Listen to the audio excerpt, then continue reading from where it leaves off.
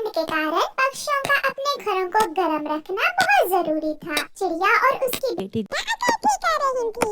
मम्मा चिड़िया अपने कुल्हाड़े से लकड़ियाँ काटती और उसकी बेटी गुड़िया वो कटी हुई लकड़ियाँ इकट्ठी करके गठरी बना रही थी। मम्मा, जब आप छोटी थी तो आप भी अपनी मम्मा के साथ ऐसे ही लकड़ियाँ लेने आया करती थी। हाँ बेटी, जैसे मैंने ये सब अपनी मम्मा से सीखा है, ऐसे ही आपको अब ये सारे काम मुझसे सीखने होंगे।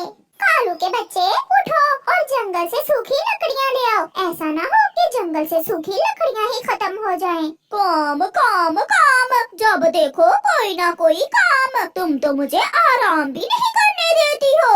ऐसी ठंड में हम दोनों ही मरेंगे अगर सूखी लकड़ियाँ इकट्ठी ना की तो। वो चिड़िया हर रोज अपनी बेटी को साथ लेकर लकड़ियाँ लेने जाती है। फिर कालू कौवा अपने घर से निकलता है। वो उड़ता हुआ जा रहा था कि उसकी नजर चिड़िया पर जाती है। वो चिड़िया के पास जाता है। चिड़िया चिड़िया, मुझे कल से तेज बुखार है, प्लीज आप मुझे अपनी सूखी लकड़ियाँ दे दो। ये सब तुम्हारे काम ना करने के बहाने हैं। आलसी कौवे, चल भाग यहाँ से।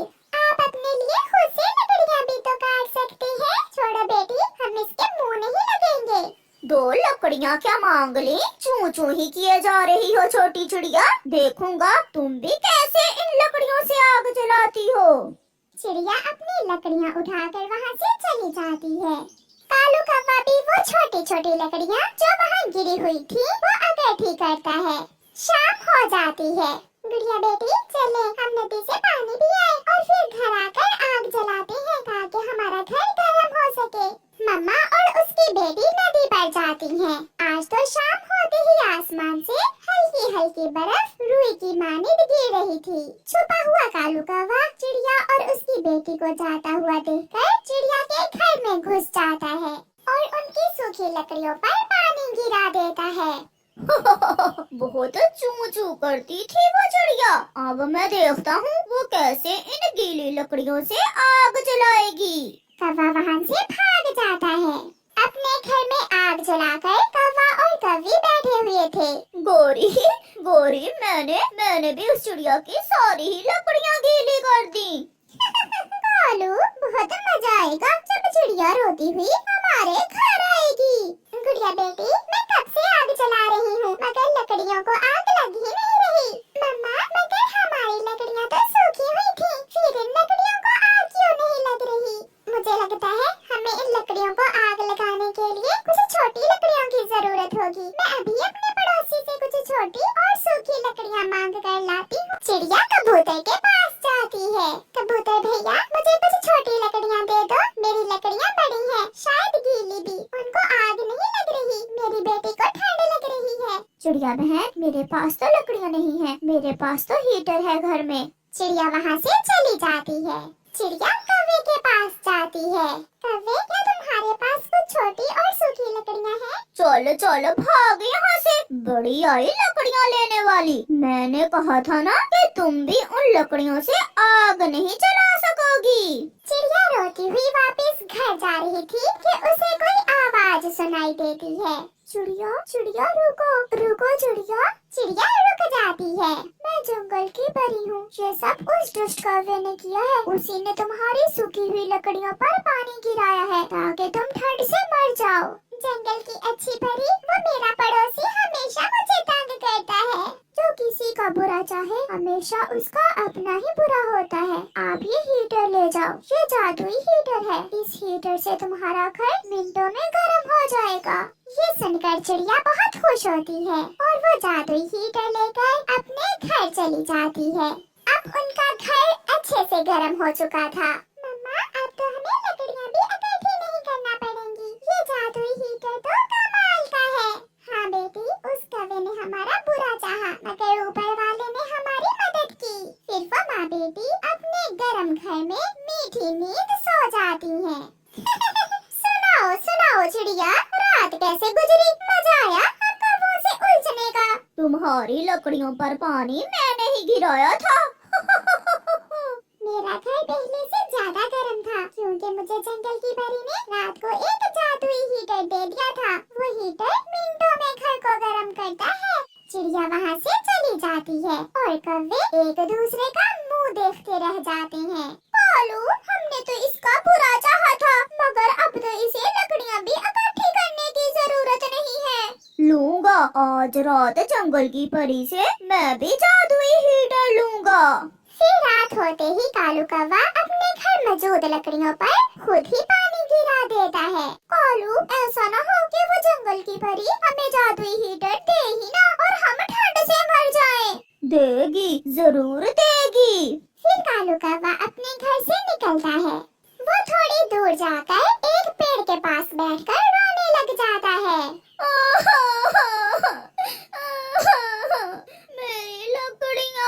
मेरी लकड़ियाँ गीली हो गई हैं। मैं मर जाऊंगा। मैं और मेरी पत्नी मर जाएंगे ठंड से। कोई मेरी मदद करे। ये सुनकर जंगल की परी वहाँ आ जाती है। कौवे, मैंने सब सुन लिया है। क्या तुम भी एक अच्छे पक्षी हो? हाँ, मैं बहुत दयालु हूँ। मैं बहुत ईमानदार और मेहनती हूँ। मेरी मदद करो जंगल की परी। कौवे, क्या तुमने कभी किसी को परेशान तो नहीं किया? ना ना, माँ ने कहा था कि कभी किसी को तंग ना करना बेटा। तो फिर ये लो, ये हीटर जादुई है। ये तुम्हें तुम्हारे कर्मों का बदला देगा। कौवा बहुत खुश होता है और खुशी खुशी वो जादुई हीटर लेकर वहाँ से चला जाता है। गोरी, ले आया। मैं भी जंगल की परी से जादुई हीटर ले आया। मैं ऐसे रोया, मैं ऐसे रोया। मैंने अच्छे से नाटक किया और उस परी ने मुझे भी ये जादुई हीटर दे दिया। कालू जी, अब जल्दी से इसे चलाओ। फिर कालू उस हीटर के बटन को ऑन करता है, मगर उस हीटर में से तो ठंडी हवा आने लगती है। ये क्या गोरी, ये हीटर तो ठंडी हवा दे रहा है। कालू, कालू, इस हीटर को जल्दी से बंद कर दो। मैं मर जाऊंगी, बहुत ठंडी हवा है। मैं जादुई हीटर जरूर हूँ, मगर कौवा याद रखना, मैं बुरे पक्षियों की मदद नहीं करता। तुम बुरे हो, आलसी हो और हमेशा दूसरों को तंग करते हो। फिर कौवा और कौवी सारी रात ठंड में मरते रहते हैं और वो कांप कांप कर रात गुजारते हैं, क्योंकि उन्होंने तो अपनी लकड़ियाँ भी गीली कर ली थी। प्यारे दोस्तों, इस कहानी को लाइक करना बिल्कुल मत भूलना। आपका धन्यवाद। पुराने जमाने की बात है, दूर किसी जंगल में सभी पक्षियों ने अपने अपने घरों में फलदार पेड़ लगाए हुए थे, जिससे उन्हें भोजन की कोई भी चिंता न होती। तोते का अमरूद का पेड़ हरा भरा था और उस पर बड़े बड़े मीठे अमरूद लगे हुए थे। कबूतर चाचा तो बहुत मेहनती था, उसने तो अपने लिए तरबूज की बेलें लगाई हुई थी। पड़ोसी चिड़िया का आमों का पेड़ एक विशाल पेड़ था जो आमों से भरा हुआ था। ऐसे सब पक्षी बहुत खुश थे। उसी जंगल में एक कौवा और कौवी भी रहते थे, जो बहुत आलसी थे और निकम्मे थे। उन्होंने अपने घर के पास आम का पेड़ तो लगाया हुआ था, मगर वो सेवा न करते। वो पेड़ सूख गया था। आज कालू कौवे की पत्नी गोरी कौवी अपने पति से कहती है, कालू जी, अब कोई भी पक्षी हमें भोजन नहीं देता, क्योंकि हम आलसी हैं। तुम जाओ और मेरी माँ से कुछ भोजन ले आओ। 2 रोटियां बनाकर मुझे बांधो, अगर रास्ते में मुझे भूख लगी तो खा लूंगा। मुझे पता है तुम भूखे पेड़ कहाँ उड़ सकते हो। मैंने रोटियां पकाकर इस कपड़े में बांध दी है, अब तुम जाओ। फिर कालू कौवा अपनी पत्नी से रोटी पकड़ता है और घर से निकलता है। रास्ते में जाते हुए कौवे का ध्यान तो बार बार रोटी की तरफ जा रहा था। भूख भी लगी है, मैं पहले इस पेड़ के नीचे बैठकर रोटी खा लेता हूँ और फिर बाद में बाकी का सफर करूँगा। ये सोचकर कालू कौवा एक पेड़ के नीचे बैठ जाता है। वो अभी रोटी खाना शुरू ही करता है कि वहाँ एक बूढ़ी फाख्ता आ जाती है। कौवे बेटा, मैं इस सूखे पेड़ के तने में रहती हूँ, मैं कल से भूखी हूँ, मुझे कुछ खाने को दो। कौवा था तो बहुत लालची, मगर उसके पास 2 रोटियाँ थी। वो उनमें से एक रोटी बूढ़ी फाख्ता को दे देता है। लो बूढ़ी माँ जी, मेरे पास 2 रोटियाँ हैं, एक आप खा लो, एक मैं खा लेता हूँ। बूढ़ी फाख्ता कौवे से रोटी लेकर खा लेती है। तुम बहुत अच्छे कौवे हो, मैं तुमसे बहुत खुश हुई हूँ। मैं तुम्हारी एक इच्छा पूरी कर सकती हूँ बेटा, बताओ क्या मांगना चाहते हो। ये सुनकर होता है। सच? क्या सच में माँ जी? हाँ कौवे बेटा, मांगो, तुम क्या चाहते हो?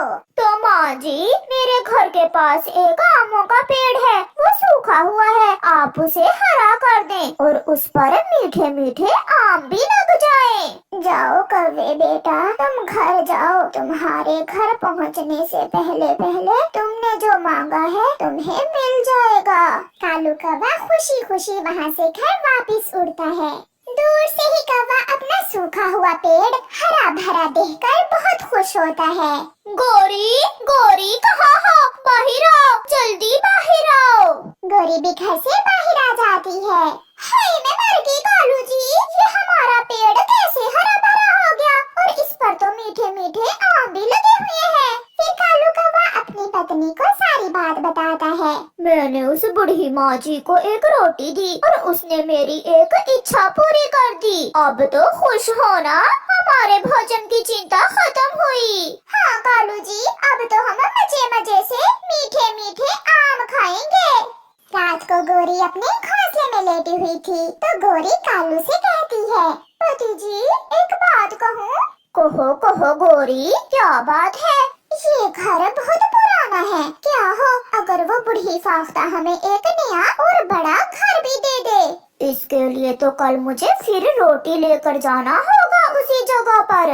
मैं भी कालू जी, मैं भी साथ जाऊंगी। फिर दूसरे दिन वो ऐसा ही करते हैं। कालू की पत्नी एक रोटी बनाती है और वो पति पत्नी रोटी लेकर घर से निकलते हैं। गोरी और कालू कलवाली उसी जगह पहुंच जाते हैं। कालू रोटी कपड़े से निकाल कर रखता है और आवाज देता है, बूढ़ी माँ जी आए और रोटी खा लें। कालू जी क्या आएगी वो बूढ़ी माँ जी? वो सामने वाले पेड़ के तने में रहती है वो बूढ़ी माँ जी, वो मेरी आवाज सुनकर जरूर आएगी। फिर उसी पेड़ के तने में से वो बूढ़ी फाख्ता निकल कर आती है। कौवे बेटा, मुझे तो आज भूख नहीं है। माँ जी आप खाकर तो देखें, आज मैंने देसी घी वाला पराठा बनाया है आपके लिए। फिर कौवे के कहने पर वो बूढ़ी फाख्ता रोटी खा लेती है। बोल बोल बूढ़ी माँ जी, अब बोल भी। गोरी दिल ही दिल में ऐसा कहती है, कौवे और कौवी, मैं एक रोटी के बदले सब पक्षियों की एक इच्छा पूरी करती हूँ। मांगो, तुम क्या मांगते हो? घर, नया घर बना दे हमारे लिए, ऐसा घर जिसे देखकर सब पक्षी हैरान हो जाए, मेरे मैके वाले भी खुश हो जाए मेरा घर देखकर। गोरी ऐसे एक ही सांस में सब कहती है। आप वापस जाओ, आपके जाने से पहले पहले नया घर बन जाएगा। ये सुनकर कौवा और कौवी बहुत खुश होते हैं और वो वापस उड़ते हैं। उनका घर नया बन चुका था, जिसे देखकर कौवा और कौवी बहुत खुश होते हैं। चिड़िया, कबूतर और तोता कौवी और कौवे का नया घर देखने आते हैं। कालू और गोरी, ये कैसे आपने नया घर बना लिया? क्यों छोटी चिड़िया, हमारा नया घर नहीं हो सकता? हमने आज ही दूसरे जंगल के लकड़हारे से बनवाया है ये नया घर। कालू, अगर इतने ही पैसे थे तुम्हारे पास तो मेरा उधार ही चुका देते। कालू चुप रहता है, मगर गोरी बोलती है, ओए गंदी आंखों वाले मोटे कबूतर, चल भाग यहाँ से। अब हम पहले वाले आवारा और आलसी कौवे नहीं रहे, अब हम अमीर कौवे बन गए हैं। लुटा देंगे तुम्हारे पैसे भी। और मोटी चोंच वाले तोते, अपनी चोंच बंद ही रखना, कहीं नजर न लगा देना मेरे घर को। सब पक्षी शर्मिंदा होकर वहाँ से चले जाते हैं। कौवा और कौवी नए घर में चले जाते हैं। गोरी कौवी तो नए घर में कभी इधर तो कभी उधर बैठ रही थी। कालू जी, मेरी माँ तो ये घर देखकर खुश हो जाएगी। मत भूलो गोरी, ये सब मेरी वजह से हुआ है। तुम तो मेरे सुंदर काले कौवे हो। अब मेरी एक और बात मान लेना। बताओ बताओ पत्नी जी, अब क्या बात है?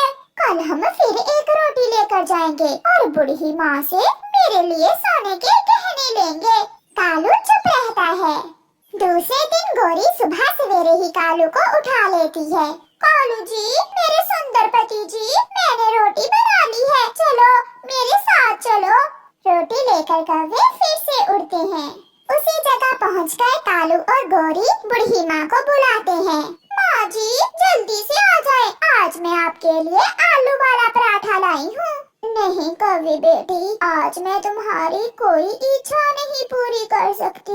क्योंकि अब मेरी शक्ति खत्म हो गई है। ये सुनकर गौरी बहुत निराश हो जाती है। बेटी, ये पराठा तुम मुझे दे दो, मैं इसे किसी गरीब पक्षी को दे दूंगी और तुम मुझे बुखार की दवा ला दो। ये कहकर बूढ़ी फाख्ता पेड़ के तने में चली जाती है। बुढ़िया कहेंगी, चल कालू घर चले, अब हमें इस बुढ़िया से क्या लेना देना। फिर वो वापस घर आते हैं, मगर जब वो वापस आते हैं तो उनका पेड़ भी सूख चुका था और घर भी टूट चुका था। कौवा और कौवी वहाँ बैठकर रोने लग जाते हैं। कालू, कालू, बहुत बुरा हुआ, सब चला गया, जो आया था सब चला गया। वो बूढ़ी फाख्ता वहाँ आती है। लालची और खुदगर्ज पक्षियों का यही अंजाम होता है। ऐसा कहकर वो बूढ़ी फाख्ता वहाँ से गायब हो जाती है। कौवा और कौवी रोते रह जाते हैं। प्यारे दोस्तों, इस कहानी से हमें सीख मिलती है कि कभी लालच ना करो, क्योंकि ज्यादा के लालच में थोड़े से भी हाथ धोना पड़ता है।